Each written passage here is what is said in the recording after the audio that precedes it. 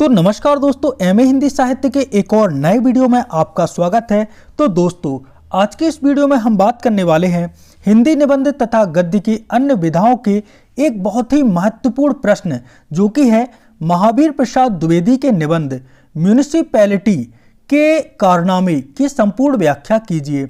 जी हाँ दोस्तों, आज के इस वीडियो में हम महावीर प्रसाद द्विवेदी के निबंध म्युनिसिपैलिटी के कारनामे इसकी संपूर्ण व्याख्या करने वाले हैं, जो कि आपके एग्जाम की दृष्टि से काफ़ी ज़्यादा महत्वपूर्ण होने वाला है। तो दोस्तों, आइए वीडियो स्टार्ट करते हैं। दोस्तों, इस प्रश्न का उत्तर हम इन बिंदुओं पर चर्चा करके जानेंगे। सबसे पहले हम बात करेंगे प्रस्तावना की, इसके बाद हम बात करेंगे मुख्य भाग की, यानी कि म्युनिसिपैलिटी के कारनामे निबंध के मुख्य भाग कौन कौन से हैं, और आखिर में हम बात करेंगे निष्कर्ष की। आखिर इस निबंध का मूल उद्देश्य क्या था, वह हम निष्कर्ष में बात करेंगे। तो दोस्तों, सबसे पहले हम बात करते हैं प्रस्तावना। महावीर प्रसाद द्विवेदी हिंदी साहित्य के युग प्रवर्तक लेखक थे। उनके निबंध म्युनिसिपैलिटी के कारनामे में समाज की समस्याओं और प्रशासनिक निकायों, मतलब प्रशासनिक जो निकाय रहते हैं, उनकी उदासीनता पर व्यंग्यात्मक दृष्टिकोण प्रस्तुत किया गया है। इस निबंध में द्विवेदी ने म्युनिसिपल होता है ना, उसकी व्यवस्था की खामियां और उससे उत्पन्न होने वाले सामाजिक कष्टों को प्रकट करते हुए नागरिकों और प्रशासकों के दायित्व पर तीखी टिप्पणी की है। जी हाँ दोस्तों, जो महावीर प्रसाद द्विवेदी जी हैं, वो हिंदी साहित्य के युग प्रवर्तक हैं। उन्होंने हिंदी साहित्य के एक प्रकार से युग को बदला है, और इसीलिए इन्हीं के नाम पर द्विवेदी युग रखा गया। तो ये बात आपको याद रखनी है। और जो इनका निबंध है म्युनिसिपैलिटी के कारनामे, इसमें इन्होंने बताया है कि समाज कैसे चलता है, समाज में क्या क्या समस्याएं रहती हैं, और इसी को उन्होंने जो समाज में जो समस्याएं थी, समाज की समस्याएं, उसी समस्याओं को व्यंग्यात्मक दृष्टिकोण से प्रस्तुत किया है इस निबंध के अंतर्गत। उनके निबंध में न केवल व्यंग्य की तीव्रता है, बल्कि समाज और प्रशासन में सुधार की प्रेरणा भी है। यानी कि जो भी सामाजिक व्यक्ति और प्रशासन का व्यक्ति यदि इस निबंध को अंतर्भाव से समझ जाएगा, तो उसमें सुधार की प्रेरणा भी इस निबंध में निहित है। यह निबंध पाठकों को यह समझाने का प्रयास करता है, यानी कि जो हम पाठक हैं, जो इस निबंध को पढ़ते हैं, उन्हें यह समझाने का प्रयास करता है कि म्युनिसिपल व्यवस्था केवल नाम मात्र की ना होकर वास्तविक सेवा का माध्यम बने। यानी कि जो ये व्यवस्थाएं हैं सरकारी, ये नाम मात्र की रह गई हैं, तो ये नाम मात्र की ना होकर वास्तविक सेवाओं का माध्यम बने। तो दोस्तों, यहाँ पर हमारी प्रस्तावना होती है समाप्त। दोस्तों, अब बात करते हैं निबंध के मुख्य भाग की। निबंध में म्युनिसिपैलिटी के कार्यों की निम्नलिखित विशेषताओं और समस्याओं पर प्रकाश डाला गया है। जहाँ दोस्तों, इस निबंध में जो मुख्य भाग है, उसमें जो म्युनिसिपैलिटी है उसके कार्यों की निम्न विशेषताओं और उनकी समस्याओं पर प्रकाश डाला गया है। किन किन समस्याओं पर प्रकाश डाला गया है, आइए जानते हैं। नंबर का, प्रशासनिक भ्रष्टाचार। लेखक ने म्युनिसिपैलिटी में व्याप्त जो भ्रष्टाचार है और अधिकारियों की लापरवाही है, उसका उल्लेख किया है। जहाँ दोस्तों, सबसे पहले तो इन्होंने मुख्य भाग में जो भ्रष्टाचार है और अधिकारी हैं, वो काफ़ी लापरवाह हो गए हैं, इसी का लेखक ने क्या किया है, उल्लेख किया है निबंध के अंतर्गत। जनता के पैसे का कैसे दुरुपयोग हो रहा है, योजनाओं का अधूरा रहना, यह दिखाता है कि प्रशासन केवल कागजों पर ही सक्रिय है।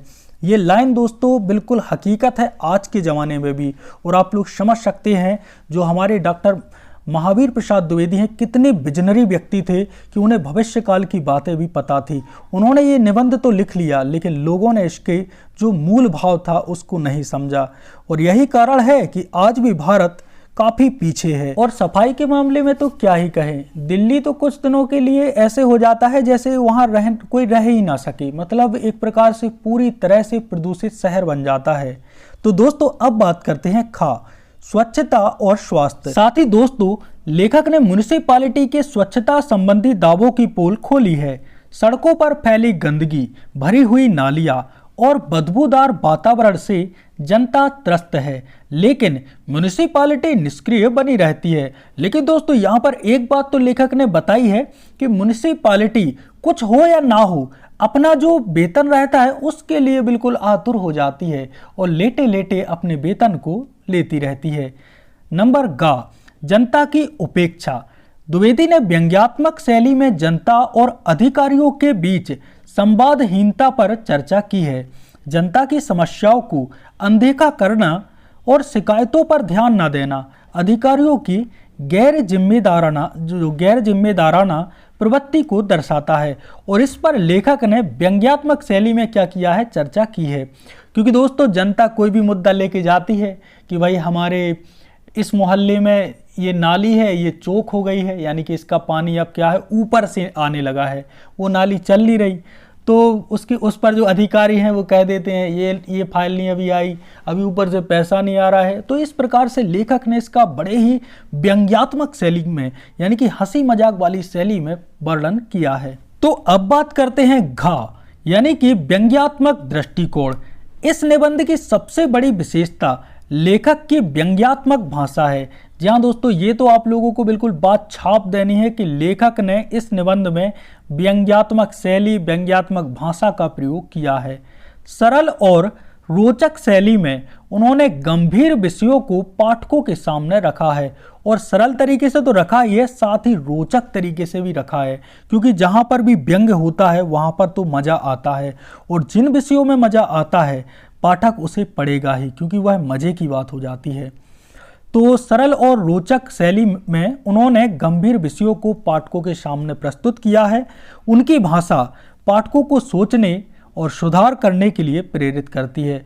अब जो भी कोई व्यक्ति होगा जो देश सेवा के लिए जाना जाएगा, मतलब एक प्रकार से क्रांतिकारी टाइप का आदमी होगा, एक बार वो पढ़ लेगा ना तो उसके मन में एक विचार मतलब सोचेगा, तो यार ऐसा भी होता है देश में, तो इसकी मतलब सोचने पर मजबूर कर देती है ये। तो दोस्तों यहाँ पर निबंध के महत्वपूर्ण तथ्य होते हैं समाप्त।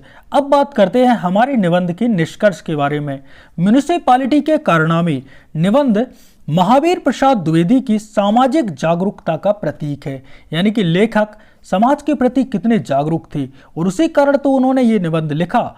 यह निबंध केवल प्रशासन और आलोचना नहीं करता, बल्कि यह समाज और जनता को भी उनकी जिम्मेदारियों का एहसास कराता है। तो यह निबंध है, प्रशासन की आलोचना तो करता ही करता है, साथ में जो समाज है, हमारा समाज है और जनता है, उनको उनकी जिम्मेदारियों का एहसास भी कराता है कि भाई करो कुछ, बैठो ना। अतः लेखक यह संदेश देते हैं कि प्रशासनिक सुधार तभी संभव है जब जनता अपने अधिकारों के प्रति जागरूक होगी और अधिकारी अपनी जिम्मेदारियां ईमानदारी से निभाएंगे। यह निबंध आज भी प्रासंगिक है, यानी कि आज भी इसका प्रयोग किया जा सकता है और आज भी ये कई लोगों को प्रेरणा दे रहा है, प्रेरणा स्रोत है, क्योंकि यह भ्रष्टाचार और प्रशासनिक विफलताओं जैसे विषयों पर चर्चा के लिए प्रेरित करता है। इस प्रकार महावीर प्रसाद द्विवेदी का यह निबंध केवल साहित्यिक रचना ना होकर एक सामाजिक दर्पण है, यानी कि समाज का दर्पण है, तो जो जागरूकता और परिवर्तन की मांग करता है, यानी कि लोगों में जागरूकता रहनी चाहिए और परिवर्तन ही प्रकृति का नियम है। तो दोस्तों यहाँ पर हमारा आंसर होता है समाप्त। जी हाँ दोस्तों, आज के इस वीडियो में हमने बात की म्युनिसिपैलिटी के कारनामे निबंध की, जिसके लेखक हैं महावीर प्रसाद द्विवेदी जी। तो दोस्तों आई होप दोस्तों आपको ये वीडियो अच्छा लगा होगा। यदि आपको ये वीडियो अच्छा लगा है तो वीडियो को लाइक कर देना। बाकी देखो आप लोग भी, मैं जानता हूँ वही हो, ठीक है। मिलते हैं एक और नए वीडियो के साथ, तब तक के लिए जय श्री कृष्णा दोस्तों।